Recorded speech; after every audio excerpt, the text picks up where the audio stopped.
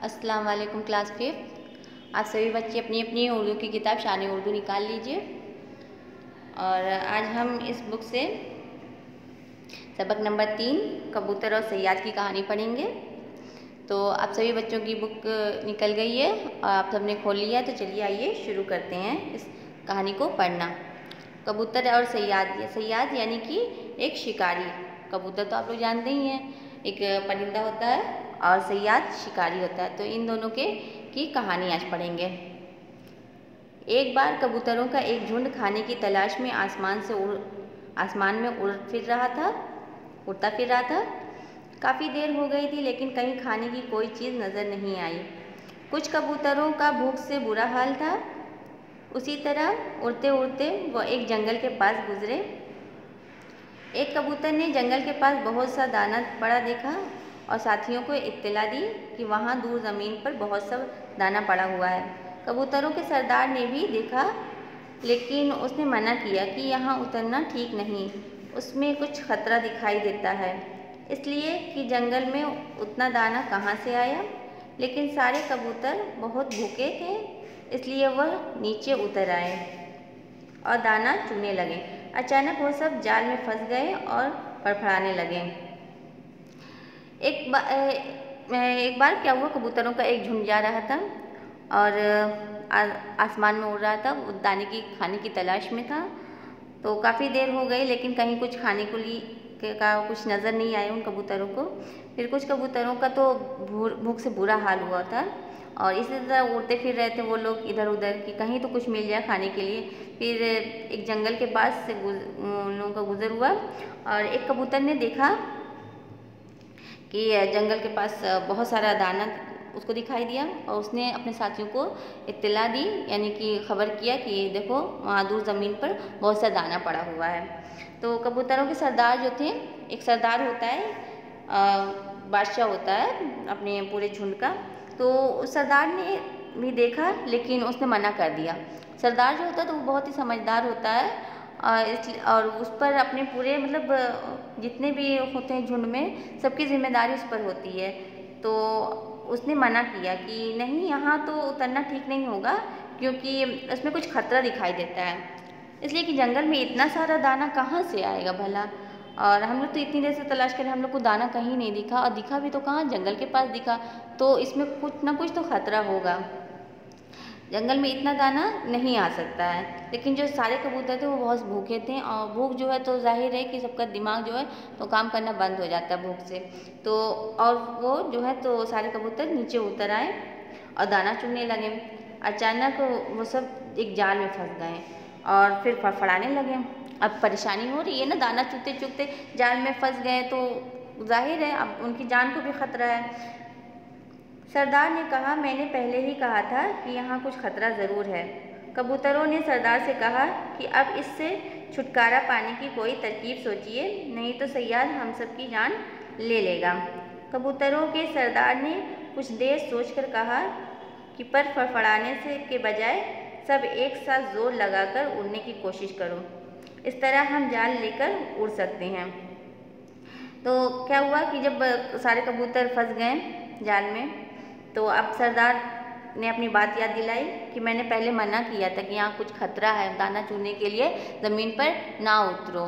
लेकिन भूख से जबकि बुरा हाल था कबूतरों का, तो उन्होंने अपने सरदार की बात नहीं मानी और नीचे उतर गए। दाना चुगते चुगते क्या हुआ कि ये सब जाल में फंस गए। फिर कबूतरों ने सरदार से अपने कहा कि अब इस जाल से हम सबको छुटकारा कैसे मिलेगा, इसकी कोई तरकीब निकालिए। क्योंकि तरकीब जो सरदार होता है वो, उसका दिमाग बहुत तेज़ होता है, वो अपने जो भी होते हैं तो उनके बारे में उस बिल्कुल सही राय देता है, सही फैसला करता है। तो सरदार जो थे उनसे सारे कबूतरों ने मिलकर ये कहा कि सरदार कोई तरकीब निकालिए हमें इस जाल से छुड़ाने की, नहीं तो कहीं ऐसा ना हो कि सयाद जो है, यानी कि सयाद शिकारी जिसने ये जाल बिछाया था कबूतरों के फंसने के लिए, तो कहीं ऐसा ना हो कि वो आ जाए और हम सबकी जान ले ले। तो कबूतरों के सरदार ने कुछ देर तो सोच कर कहा कि सारे कबूतर, जाहिर है किसी की जान फंसी होगी तो वो फड़फड़ाएगा ही। तो सरदार ने ये तरकीब निकाली कि तुम सब जो हो, तो अगर फड़फड़ाहट तुम लोगों की बढ़ेगी तो फिर क्या होगा, उससे तो कुछ होने वाला है नहीं।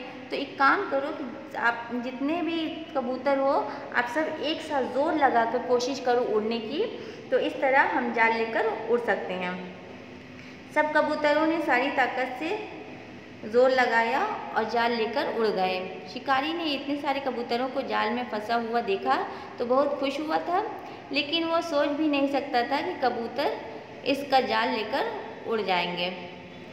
वह उनके पीछे दौड़ा, लेकिन देखते ही देखते कबूतर जंगल में गायब हो गए। तो क्या हुआ कि सरदार की जो तरकीब थी वो काम आ गई। सारे कबूतर ताकत लगाकर, जोर लगाकर उड़ गए जाल लेकर। और शिकारी जो है तो इतने सारे कबूतरों को अपने जाल में फंसा देखा तो उसको बहुत खुशी हुई कि चलो इतने सारे एक साथ जाल में मेरे फंस गए हैं। लेकिन खुशी उसकी ज़्यादा देर टिकने वाली नहीं थी, क्योंकि सारे कबूतरों ने अपने सरदार की बात मान ली थी और सबने जोर लगा के उड़ लिया, तो इसका जाल भी लेकर उड़ गए। और वह जो शिकारी था, सयाद था, वो कुछ दूर तक तो उनके पीछे पीछे दौड़ा कि चलो किसी तरह से मैं इनको फिर से खींच लूँगा, फंसा लूँगा। लेकिन क्या हुआ कि देखते देखते कबूतर जो है तो वो मतलब उसकी नज़र से ओझल हो गए, जंगल में वो गायब हो गए कहीं। कबूतरों ने जब देखा कि सयाद अब नज़र नहीं आ रहा है तो सरदार से पूछा, अब हमें क्या करना चाहिए। सरदार ने कहा कि उधर मगरिब में पहाड़ियों के नीचे एक चूहा रहता है, वह मेरा दोस्त है, उसके पास चलो, वही हमको इस जाल से निजात दिलाएगा। कबूतर उस जगह नीचे उतरे तो चूहे ने देखा कि उसका दोस्त जाल में फंसा हुआ है। वह दौड़कर कबूतरों के पास आया। कबूतरों के सरदार ने सारा किस्सा सुनाया और कहा कि दोस्त, किसी तरह हमको इस कैद से आज़ादी दिलाओ। तो क्या हुआ, कबूतरों ने जब देखा कि सयाद मतलब कुछ दूर तक वो उड़ गए, तो जब देखा कि सयाद अब नज़र नहीं आ रहा है, अब हमें सयाद से ख़तरा नहीं है, तो कबूतरों ने अपने सरदार से पूछा कि अब हम लोगों को क्या करना चाहिए सरदार, ये बताइए कि हम सब इस जाल से छुटकारा पा सकें। तो सरदार ने कहा कि उधर मगरिब के साइड में एक पहाड़ी है और उसके नीचे एक चूहा रहता है जो कि सरदार का बहुत अच्छा दोस्त था, और उसके पास चलो, वो हम लोगों की मदद करेगा। चूहा जो होता है वो तो जाल को, उसके दांत ऐसे होते हैं कि वो जाल को काट देता है। तो यही सोचकर सरदार ने ऐसा कहा कि चूहे के पास चलते हैं, मेरे दोस्त है, वो जाल को काट देगा और हम सब जाल से आज़ाद हो जाएंगे। और तो जब ये सब उस पहाड़ी के पास पहुँचे सारे कबूतर, तो चूहा अपनी बिल से बाहर आया और उसने दौड़कर मतलब आया तो देखा कि मतलब इतने सारे कबूतर जाल में फंसे हुए हैं और उसका दोस्त भी उसमें फंसा हुआ है। तो उसने मतलब पूछा कि ये क्या माजरा है। तो सरदार ने पूरी बात बताई कि हम लोगों के साथ ऐसा ऐसा हो गया है और किसी भी तरह से हम सबको इस कैद से आज़ादी दिलाओ, इसे काटो जल्दी। चूहे ने कहा, परेशानी की कोई बात नहीं है। उसने ज़रा देर में अपने तेज़ दांतों से सारा जाल काट दिया और कबूतर आज़ाद हो गए। चूहा जो था उसने कहा कि परेशान मत हो मेरे दोस्त, मैं अभी तुम्हारी परेशानी का हल निकालता हूँ। तो उसने अपने तेज़ दांतों से जाल को काट दिया और इस तरह से कबूतर आज़ाद हो गए। इस तरह इत्तेहाद की ताकत से कबूतरों की जान बच गई। अगर वह सब मिलकर ना उड़ते तो चूहे तक नहीं पहुँच सकते थे। मिलजुल कर रहना ही सबसे बड़ी ताकत है। कबूतरों के सरदार ने अपने दोस्त का शुक्रिया अदा किया। चूहा भी अपने दोस्त और उसके साथियों की जान बचाकर बहुत खुश हुआ। तो जैसे कि कहा जाता है कि हाँ, इत्तेहाद में बहुत ताकत होती है। अगर यूनिटी ना हो इंसान में तो फिर वो कुछ नहीं कर सकता है। जब बहुत सारे लोग मिलकर किसी एक काम को करते हैं तो उसमें कामयाबी मिलती है। अगर ये जाल जो है, तो अगर इसे एक कबूतर अकेले चाहता कि हम लेकर उड़ जाएं तो वो नहीं उड़ सकता था। इसीलिए सारे कबूतरों ने जोर लगाया, तभी ये पॉसिबल हो पाया कि हाँ, इस जाल को लेकर उड़ गए और सयाद से अपनी जान को बचा लिया, नहीं तो सारे कबूतर मारे जाते हैं सयाद के हाथों।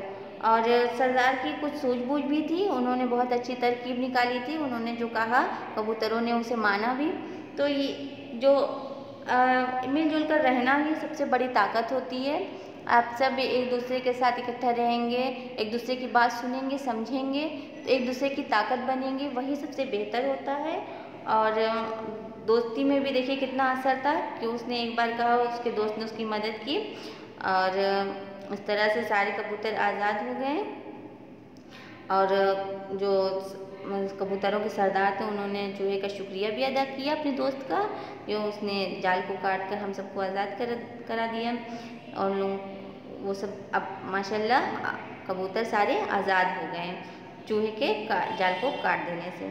तो बच्चों, आप सभी आपस में मिलजुल कर रहिए, एक दूसरे की बात को सुनिए, समझिए और एक दूसरे की मदद करते रहिए। इससे क्या होता है कि आपस में मेल मोहब्बत भी बना रहता है और फिर मिलजुल कर रहने में ही सबसे बड़ी ताकत होती है। और ये हमारे अल्लाह को भी पसंद है और हम सबको वही करना चाहिए जो हमारे अल्लाह को पसंद है।